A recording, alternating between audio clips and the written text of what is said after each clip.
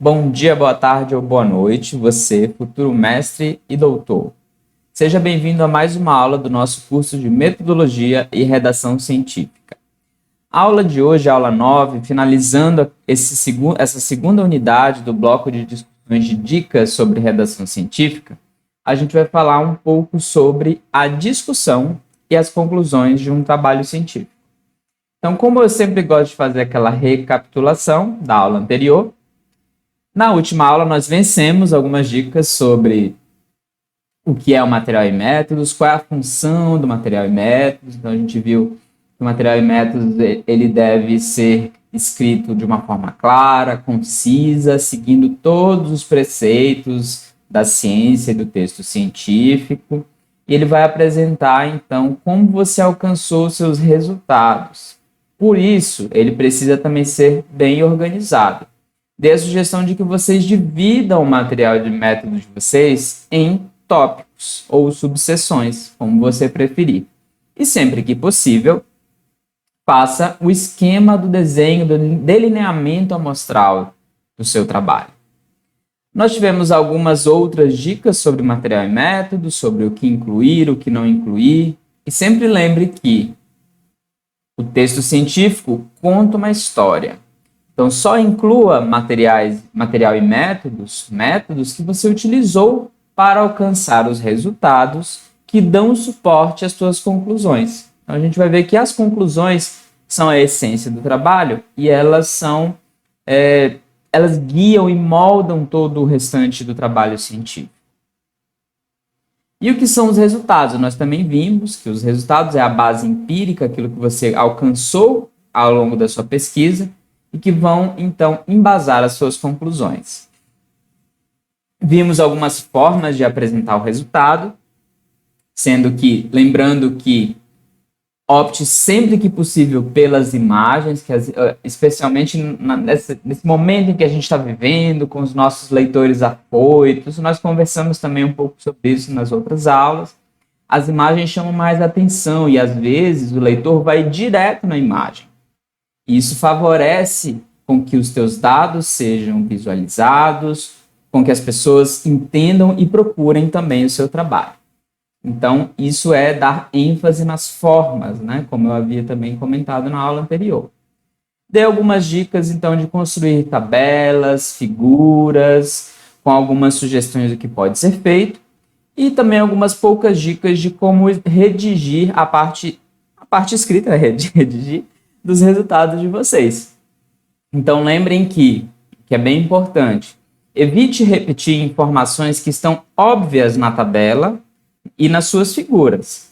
Você tem que inserir na parte escrita ou no texto dos seus resultados informações novas que vão te ajudar também, ou vão ajudar o teu leitor a interpretar as suas conclusões. Então, vamos começar. A aula de hoje ela era para ser curta, mas acabou não ficando tão curta assim, vocês vão ver. A gente vai discutir o que são as conclusões e o que é a discussão do trabalho. A gente vai ver que em alguns locais há uma separação da conclusão e da discussão, mas que muitas vezes as conclusões, que são consideradas a essência de um trabalho científico, elas ficam ali no meio da discussão, elas fazem parte também da discussão. Que afinal, como é que você vai mostrar o seu trabalho e discutir o seu trabalho sem apresentar as suas principais conclusões? Vimos vamos ver por que nós discutimos os nossos resultados e alguns cuidados que nós devemos ter em relação à forma de redação da discussão. Existem alguns equívocos sempre, né? E um dos equívocos que a gente tem quando a gente vai escrever a nossa discussão é que a discussão funciona como uma comparação com a literatura. E vocês vão ver que não é muito bem assim. E vou dar algumas sugestões sobre incluir ou não incluir limitações do estudo, o que são as limitações desse estudo. E também existe a possibilidade da gente sugerir estudos futuros em um trabalho científico. Tudo isso a gente vai abordar um pouco hoje. E para iniciar, eu coloco aquela perguntinha. Mas afinal, é conclusão? A conclusão é separada da discussão? As duas são uma coisa só? O que fazer? Como fazer? Como eu já até dei um spoiler para vocês anteriormente, as conclusões, a gente vai ver no próximo slide, que elas são as principais, a essência do seu trabalho. E que, em alguns casos, existe sim a separação em um tópico conclusões e um tópico discussão. Isso varia de pós-graduação para pós-graduação e nos artigos também varia da mesma forma. E afinal, qual é o objetivo, então, já que a gente está falando tanto da discussão, de discutir o seu trabalho? Muitas vezes vocês vão dizer, ou muitos orientadores até dizem, quando você pergunta, professor, como é que eu faço a discussão do meu trabalho? Ele vai dizer assim, olha, você vai fazer a comparação dos seus dados com o da literatura. Isso é um grande equívoco. Na discussão, a gente não vai comparar pura e meramente os dados da literatura. Como eu já havia comentado anteriormente, a discussão do trabalho é um texto argumentativo. E a gente vai já ver um pouco mais sobre qual é a principal função da discussão do trabalho. Muitos alunos têm até medo da discussão do trabalho, mas lembrando que, como eu já havia comentado, a discussão vai ser o momento em que você vai argumentar e demonstrar que as suas conclusões são verdadeiras. E por isso que as conclusões muitas vezes aparecem na própria discussão do texto. Então, para você fazer a sua discussão, você vai requerer, ou vai correr, ou vai pedir, vai resgatar elementos do próprio estudo, como o material e métodos e os seus resultados, ou seja, você vai ter que também mostrar muitas vezes novamente alguns elementos importantes do seu resultado e também vai ter que utilizar elementos da própria literatura. E aí é que vem esse equívoco em que, na discussão, você compara os seus dados com o da literatura. Então, lembrando que não é bem isso. É onde você vai argumentar e mostrar por que as suas conclusões são verdadeiras. Agora vamos iniciar com algumas dicas de como começar a nossa discussão. Alguns autores sugerem que a gente inicie com as conclusões primeiro, Então joguei aqui a conclusão aqui para frente, Tentando representar, e a gente tenta contar novamente a nossa história, Coloquei, reconte sua história, inicie com as conclusões. Nesse primeiro parágrafo da tua discussão, ele vai ser essencial para você delinear as ideias do restante do texto. Você faz um breve resumo das suas conclusões. Ressalta as diferenças dos seus estudos, suas aplicações, sem precisar de tantos detalhes. Apenas para fundamentar o seu leitor, para mostrar para ele o que você conseguiu concluir e encontrar na sua pesquisa. É semelhante, se a gente for comparar, é semelhante ao que eu faço na aula com vocês. Então, em linhas gerais, eu apresento o que nós iremos abordar e dou aquele gostinho para vocês de onde nós vamos chegar. Então, se você dá essa generalizada de onde você chegou no início do seu texto, o leitor também vai conseguir acompanhar e avaliar a argumentação que você vai fazer ao longo da sua discussão. Portanto, a discussão é uma seção importantíssima do seu texto. E se você não delineia esse seu primeiro parágrafo de uma forma bem adequada, o leitor pode acabar ficando completamente perdido ao longo da sua discussão. E o que mais a gente pode fazer na discussão? Vai ser um momento em que você vai validar os seus resultados. O que a gente chama de validar os seus resultados? Mostrar que a variabilidade dos seus dados, por exemplo, ocorre de uma mesma situação, está de acordo com a que os outros autores também encontraram. Então, você vai fazer dosagem lipídica, como naquele exemplo que eu dei em outras aulas. Quando você apresenta os seus dados e faz como os nossos orientadores às vezes dizem, aquela comparação com a literatura, que na verdade é aquela argumentação, você está validando os seus resultados, você está mostrando que o que você encontrou está dentro da normalidade, pertinente com o que com o que já foi encontrado anteriormente. Então, é nesse momento em que você vai fazer igual o meme do Will Smith. Confia nos meus resultados. Você vai mostrar para você tem que apresentar para o seu leitor a confiabilidade dos seus resultados. E você vai, consequentemente, validar as suas conclusões. O que seria, né, essa validação das conclusões? Então, você imagina, você tem as concepções ou generalizações gerais, aquela coisa mais geral, ou seja, suas teorias, coloquei aqui representando teorias, que sustentam uma conclusão atual sobre o tema que você está estudando. Aí você chega, como eu coloquei, né, com a sua nova conclusão. E essa tua conclusão, ela está suportada, olha aqui, com as tuas evidências e, às vezes, com argumentos totalmente novos e coisas nunca antes imaginadas. Então, nesse momento, você pode, quando você formula novas conclusões, você valida suas conclusões, você pode descartar conclusões incipientes, que não tinham evidências anteriormente na literatura que suportassem ela como você conseguiu demonstrar. E então você, a partir desse momento, agrega conhecimento novo à ciência. Um próximo cuidado e próxima dica que eu deixei aqui para vocês é cuidado com as sugestões. A gente sabe que discutir não é elocubrar possibilidades. O cientista quer mais respostas e menos especulações. O artigo não é escrito para você trazer sugestões.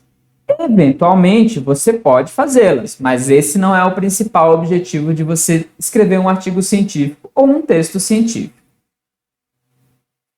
E também, muito cuidado com a discussão do tipo fofoca. O que é a discussão tipo fofoca? Que a gente chama fofoca entre aspas. É a simples descrição dos resultados de outros autores. Você cita a literatura, é importante a gente ressaltar que a gente cita a literatura para dizer ao leitor onde está a base empírica da informação que você usou. E não para ficar apenas jogando as informações livre espontaneamente no meio da sua discussão. Coloquei aqui algum exemplo da discussão do tipo fofoca. Nós encontramos o valor de X. Mello et al., em 2012, encontraram o valor de Y. Recentemente, Wilkins et al., 2020, obteve o valor Z para esse mesmo parâmetro. Então, aqui você só simplesmente está jogando as informações da forma mais aleatória possível. Coloquei uma dica aqui para a gente tentar seguir. Se você quiser testar se está discutindo de forma adequada, inclua a pergunta "e daí?" no final do seu parágrafo. Se a próxima frase iniciar um argumento lógico ou conseguir responder essa pergunta "e daí?", provavelmente você está fazendo certo. Se a resposta não fizer sentido nenhum, quer dizer que você tem que reestruturar essa parte do texto. Então vamos ver um exemplo de como a gente poderia consertar ou ajustar esse texto que eu acabei de mostrar para vocês. Para tirar esse caráter fofoca.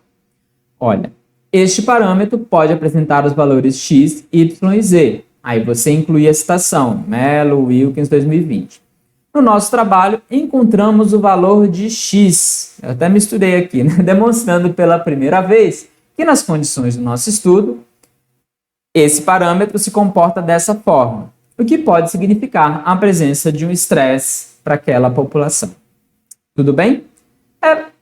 Parece difícil, mas a prática leva à perfeição e com o tempo vocês vão, então, entendendo melhor a como evitar essa discussão do tipo fofoca. Agora, outra parte essencial e importante do trabalho científico que muitas vezes a gente quer destacar na nossa discussão, que são as limitações. Então, eu coloquei essa frase motivacional para vocês. Supere as limitações do seu trabalho. Supere isso. Porque sempre vão existir limitações. E a gente fica enviesado nessas limitações porque a gente mais do que ninguém conhece as falhas do nosso trabalho. A gente sabe o que ficou faltando, sabe que de repente algum desvio metodológico que teve que acontecer por causa das condições em que ele foi realizado, por causa da falta de verba, estrutura e esses outros detalhes. Mas a gente tem que esquecer, porque isso não inviabiliza o teu trabalho. Então, coloquei aqui, mas esse trabalho, sempre que você achar que tem uma limitação, faça essa pergunta. Mas essa limitação inviabilizou completamente as minhas conclusões? Não. Então, entenda as limitações como um limite. É um corte que você não conseguiu extrapolar a partir dali. Você não conseguiu generalizar além desse limite. Um exemplo. As conclusões que você obteve no seu trabalho podem ser válidas para uma população de idosos, mas não para outras idades ou outras faixas etárias. Para um certo tipo de material, mas não para todos. Então, para que você evite essa, a gente chama quase que uma destruição do seu estudo, mostre que, como o Volpato diz no livro dele, mostre que o copo está meio cheio e não meio vazio. Então, sempre tente mostrar mais, valorize o que você encontrou e deixe as limitações só para dar aquela última pincelada e, se possível, nem inclua. E muitos autores colocam as limitações como um grande problema do seu estudo, o que não deveria ser visto dessa forma. Tranquilo? Então finalizamos por aqui as nossas dicas de discussão e dicas das conclusões do seu trabalho. Mas para recapitular, a gente vai lembrar que as conclusões são a essência do trabalho científico. Toda escrita do trabalho científico, ou que vai ser escrito posteriormente, deve ter como base as conclusões que nós obtivemos. E assim a gente nunca deve incluir citação nas nossas conclusões. Por quê? Porque você também vai estar matando o seu trabalho científico. Você vai estar dizendo que uma ideia que você teve, uma generalização que você extrapolou, que você fez, não foi feita por você. Então, todo o processo da pesquisa científica é realizada que a gente obtenha as conclusões, ou para que a gente faça as nossas generalizações. A discussão, por sinal, tem a função de mostrar ao leitor que as suas conclusões são válidas. E por isso que muitas vezes as conclusões, muitas vezes não, sempre, as conclusões também vão estar na discussão. Então devemos ter cuidado também ao redigir a discussão do nosso trabalho, e nós falamos sobre alguns cuidados, visto que ela valida as nossas conclusões, valida os nossos resultados e mostra para o nosso leitor de forma argumentativa que as nossas conclusões são válidas. Então agradeço muito vocês que nos acompanharam até esse momento e nós nos encontramos na próxima aula. Tchau, fiquem em casa!